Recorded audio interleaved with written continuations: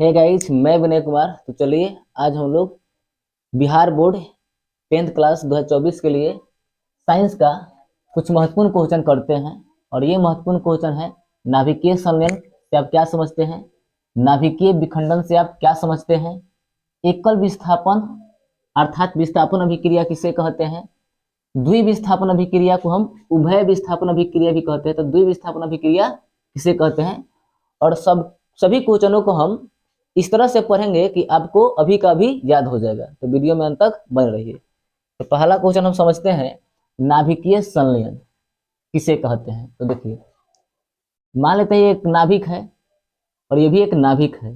तो जब दो हल्के नाभिक, ये भी एक हल्का नाभिक है, हल्का नाभिक, और ये भी एक हल्का नाभिक है, हल्का नाभिक। तो कब हल्का नाभिक हुआ? दो गो हल्का नाभिक हुआ। कब? दो गो। तो जब दो हल्के नाभिक जुड़कर एक बड़े नाभिक, ये हो गया एक बड़ा नाभिक। जब दो हल्के नाभिक जुड़कर एक बड़े नाभिक का निर्माण करते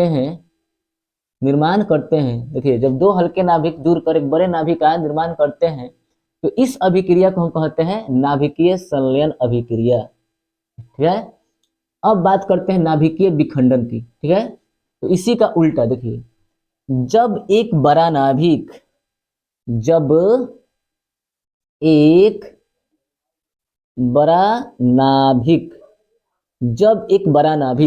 रहे हैं? जब एक बड़ा नाभिक, नाभिकीय विखंडन का बता रहे हैं क्या, कि जब एक बड़ा नाभिक टूटकर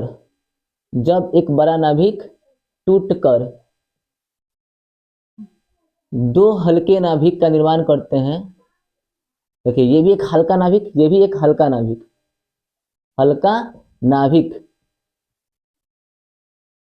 और ये भी हो गया एक हल्का नाभिक। ये हम अपनी भाषा में बता रहे हैं, किताबी भाषा नहीं है। ठीक है ना।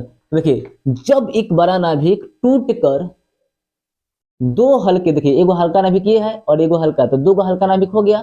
तो जब एक बड़ा नाभिक टूटकर दो हल्के नाभिक बनाते हैं तो इसे कहते हैं हम विखंडन, नाभिकीय विखंडन अभिक्रिया, नाभिकीय विखंडन अभिक्रिया,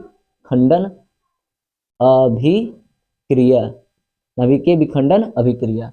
तो फिर से एक बार रिपीट कर दे रहे हैं, जब दो हल्के नाभिक आपस में जुड़कर एक बड़े नाभिक का निर्माण करते हैं तो उसे कहते हैं नाभिकीय संलयन अभिक्रिया। और इसी का उल्टा, जब एक बड़ा नाभिक टूटकर दो हल्के नाभिक बनाते हैं तो इसे कहते हैं नाभिकीय विखंडन अभिक्रिया। और इसमें काफी मात्रा में ऊर्जा निकलते हैं। नाभिकीय विखंडन में काफी मात्रा में ऊर्जा का निर्माण होता है, यानी ऊर्जा बनता है।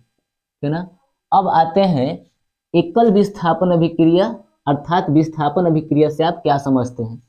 तो एक बात समझिए, देखिए जैसे हम बोले कि ये हो गया कार्बन और ये हो गया ऑक्सीजन, और कार्बन ऑक्सीजन आपस में जुड़ता है तो बन गया CO2।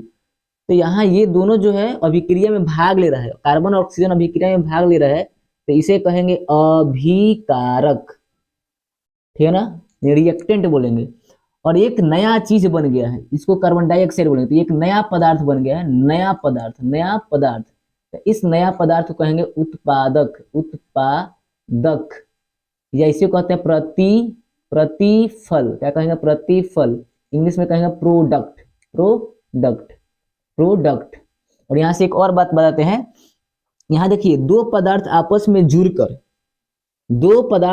में जुड़कर, या इसको देखिए तत्व भी कह सकते हैं। कार्बन एक तत्व है और ऑक्सीजन भी क्या है? एक तत्व है। क्या है? एक तत्व है। तो जब दो तत्व, यानी दो पदार्थ, तत्व एक पदार्थ ही होता है, तो जब दो तत्व आपस में जुड़कर एक तत्व बनाते हैं, एक ये देखिए तत्व नहीं हुआ, सॉरी, ये हो गया यौगिक।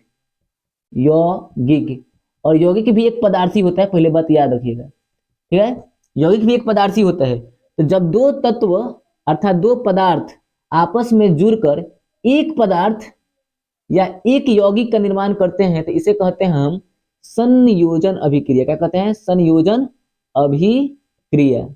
संयोजन अभिक्रिया। ठीक है। और ये क्या है?